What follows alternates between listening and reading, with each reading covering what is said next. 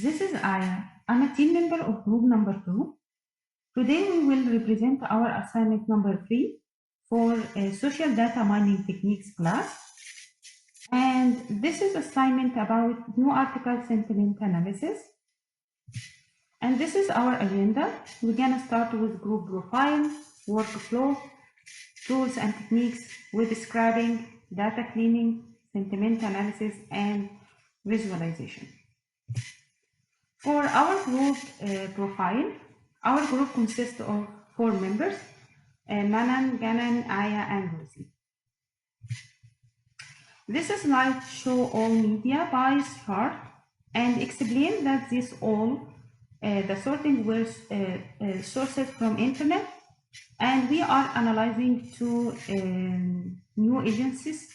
So we analyze CNN News in the left side and Fox News in the right side. So let's see what we conclude from our analysis later in the slides and explanation. As I mentioned before from the other slide, we cover 2 main agencies, CNN News and Fox News. So this is our workflow. We start with web scraping of new articles, and next we did data cleaning, and then sentiment analysis, store data to cloud database, and finally we did like visualization. This is slide showing us like tools and techniques we have used in our project. So we use Python, which an integrated high-level general purpose programming language, and also it's help programmer for their logical code, write clear and large-scale project. Also, we have used MongoDB, you can see here, and this is a source available across platform document database program, and it uses JSON-like document with schema. And for HTML, it stands for hypertext markup language for document designed to be displayed in a web browser. And we use for sentiment analysis, Vader sentiment stand for valence aware dictionary, and sentiment reasoners is lexicon and rule-based sentiment analysis tool that is specifically attuned to sentiment expressed in social media. And finally, for visualization, we use Tableau. Tableau is an American interactive data visualization software and focus on like a business intelligence. Let me pass to Manan to explain. Hi, this is Gagandeep and I'll begin my part of the presentation. So my part includes showing a live demo as well as the data which is getting stored in MongoDB. So for scraping the data, we actually have 2 files. So we have a CNN scraper file as well as we have one for Fox News, foxscraper.python.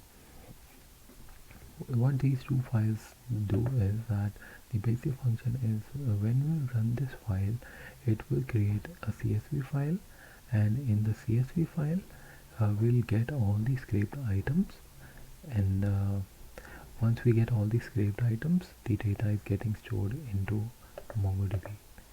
So first I'll go by deleting this database which is already created here. So the database is dropped now. Also I'll show you the connection parameters. We are using the PyMongo and Mongo client library.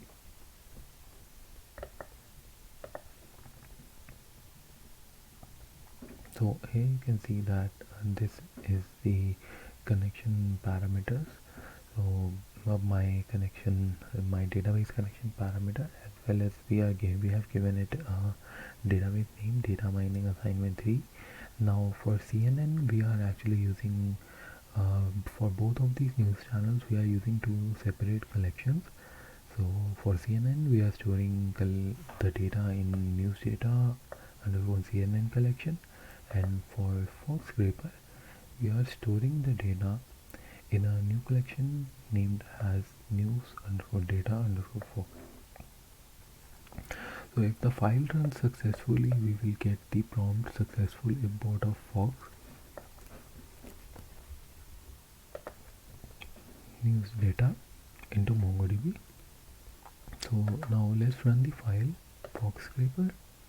So here you can see the Fox Scraper has run, and we have scraped 10 rows from the RSS feed,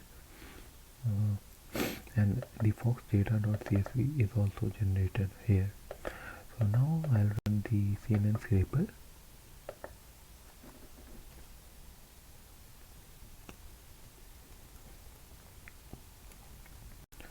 So here you can see the CNN data is also generated, and we have got the message successful import of CNN latest news data into MongoDB. Now if I go into MongoDB right now, we don't see any database. As soon as we sent and play, as we ran the Python file, two separate collections were created. So this one is for CNN, so you can see that all the data is here, and 30 rows are imported successfully here. And for Fox, if we show for Fox, you can see that 10 rows which were created have now been imported successfully. So this was my part of the presentation. Over to Manan for the code explanation. Thank you. Hello everyone, so now I'll be explaining the technicality behind the demo that was just presented, and I'll explain the code that is behind the working of it. So first, coming the libraries, we have used 4 main libraries, or you can say modules. So first is the natural languages processing toolkit. So from this we use stopwords that I'll explain later in the code. Next is our feed parser. So feed parser basically parse and gets data from all the RSS feeds. It is a specific library dedicated to get different various types of data from RSS feeds. Pandas for creating our data frames, and PyMongo for our Mongo client, and Darth Vader for our Vader sentiment analysis for our sentiment analysis and getting our polarity. So I'll start with the scraping. So we take the URL for the CNN here, CNN feed, then we use the feed parser.parse function, and we get the data from the RSS feed, all the latest news and articles. Next we create a data frame where we will store all the data that we will extract from the feeds. And now we are running a for loop for the feeds that we stored, and items is the tag in it. So item creates all the tags that we need, that is the title, the summary, the source. We have just added a source column to differentiate between the Fox and the CNN part, a published date, when was the article published and all, and a link for the direct link to the news article. So we have extracted all these from the item that we created for the loop.